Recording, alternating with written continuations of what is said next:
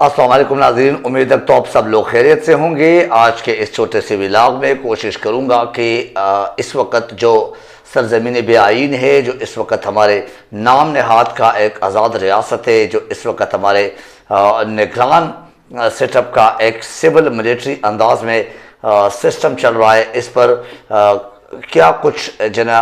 तज्जिया, क्या कुछ तबसरे, क्या कुछ ख़बरें गर्दिश में है, इस पर कोशिश करूंगा तफसील से बात कर सकूं। बहरहाल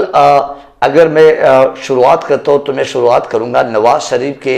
और PMLN के बयानिए की। अब वो जो तकरीबन 7 से 8 बयानियाँ इस एक महीने में 20 दिन में आपको यानी सुनने को मिली है कि वो बयानिए पर बयानियाँ जो यानी यू टर्न प्लस जैसे मैं नाम दे सकता हूँ, क्योंकि इमरान खान जो कुछ भी कहते थे तो इमरान खान के बयानिए को ये लोग बड़े आसानी से यू टर्न खान कहते थे और यू टर्न का बयानिया कहते थे। अभी ये बयानिया जो चेंज हो रहे हैं इसको मैं यू टर्न प्लस कह सकता हूँ। ये लोग जो समझते हैं कि ज़ेरे तामीर बयानिया है, इसको यू टर्न प्लस का नाम देना भी मेरे ख्याल से गैर मुनासिब नहीं है। बहरहाल बेशरम लोगों के बेशरम बातें और बेशरम लोगों के बेशरम हरकतें जिनको मीज़ शर्म का दूर दूर से कोई ताल्लुक़ नहीं, तो इन लोगों के इन तमाम बयानिए पर अगर देख ले तो इस वक्त मुल्क और मुल्क का बच्चा बच्चा शर्मसार है। बहरहाल वो जो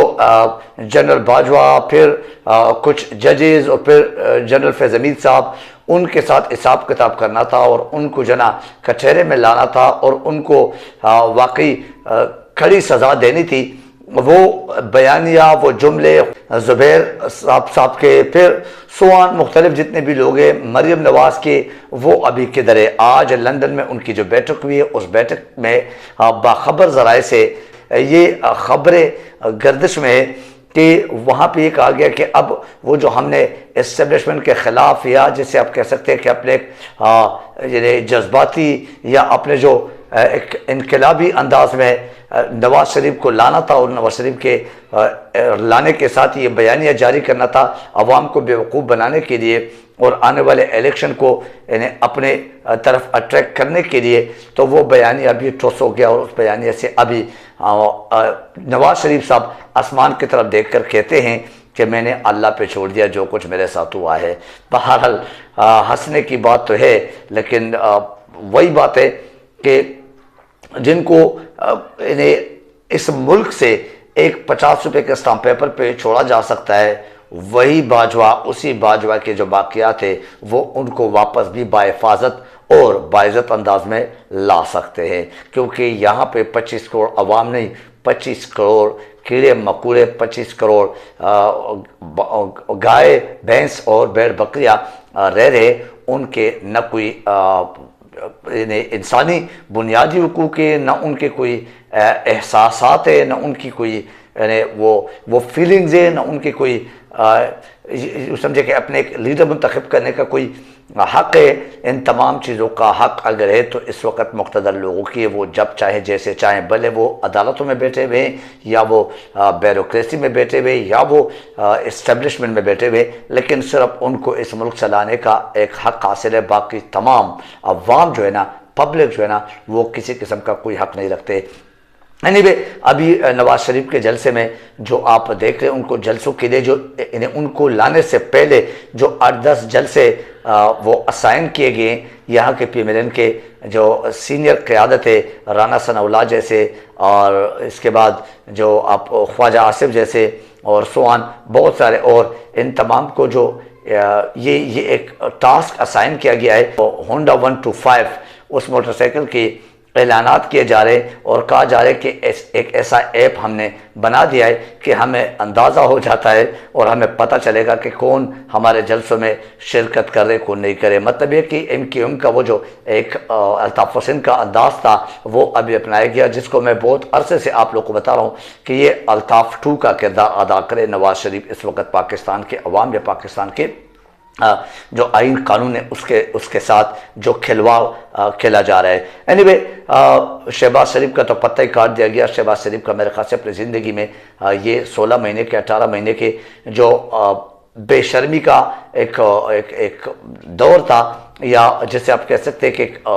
गलाजत का एक जो है ना अपने ऊपर एक ढेर उसने उठा के वो फेंका था, तो वाकई वो 16 महीने ही उनके एक इज़्ज़त अफजाई या जिसे कहते हैं सियासत में उनके आखिरी एक जो अल्लाह हाफिज़ कहना था वो यही था, 18 महीनों का, 16 महीनों का। उसके बाद अगर आप देख ले, अब वो पहले तो बिरयानी के प्लेट या सपोज 2 किलो आटा या फॉर एग्जांपल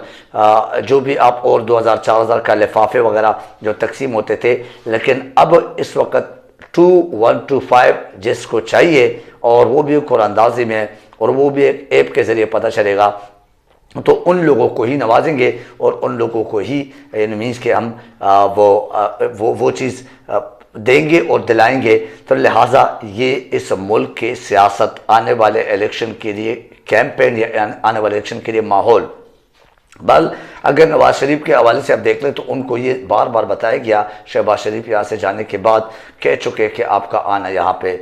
मुसीबत बन सकते हैं आपके लिए, और दूसरी बात है कि अवाम किसी भी हाल में आपके लिए तैयार नहीं कि वो बाहर निकले, और अवाम जो है ना अपने हल्के के अवामी उनके अगर सर्वे देख ले तो वो आपको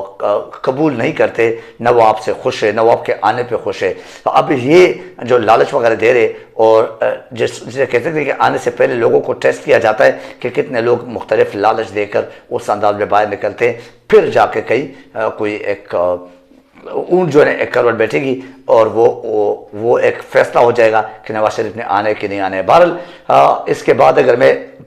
इस बयानिए के आपको हकाइक बताऊं तो ये सिर्फ और सिर्फ इन्हें एक ठुस बयानिया है, ये सिर्फ और सिर्फ एक फजूल बकवास जो इनकी आदत है तकरीबन 35-40 साल से उस किस्म का बयानिया है जिसमें अवाम का मेरे ख्याल से किसी किस्म का कोई इंटरेस्ट नज़र नहीं आता। पर मुराद सईद के एक पैगाम, मगर किसके नाम मुराद सईद जो कि रोपोश है और साबिक का MNA है और इमरान खान का राइट हैंड समझा जाता है, नो डाउट उन्होंने बहुत कुर्बानी दी अपनी इस पार्टी के लिए। आजकल उनकी ज़िंदगी, बल्कि आजकल नहीं, आई थिंक सो कि जब से इमरान खान को निकाला गया है तो इमरान खान के निकालने के बाद ही और अरशद शरीफ के कत्ल के बाद, शहीद होने के बाद मेरे ख्याल से उनकी ज़िंदगी को सबसे बड़े ख़तरे लाहक है, और वो हर वक्त कफन लेके घूम रहा होता है जहाँ भी होता है। अभी आजकल वो रोपोश है, इंतहाई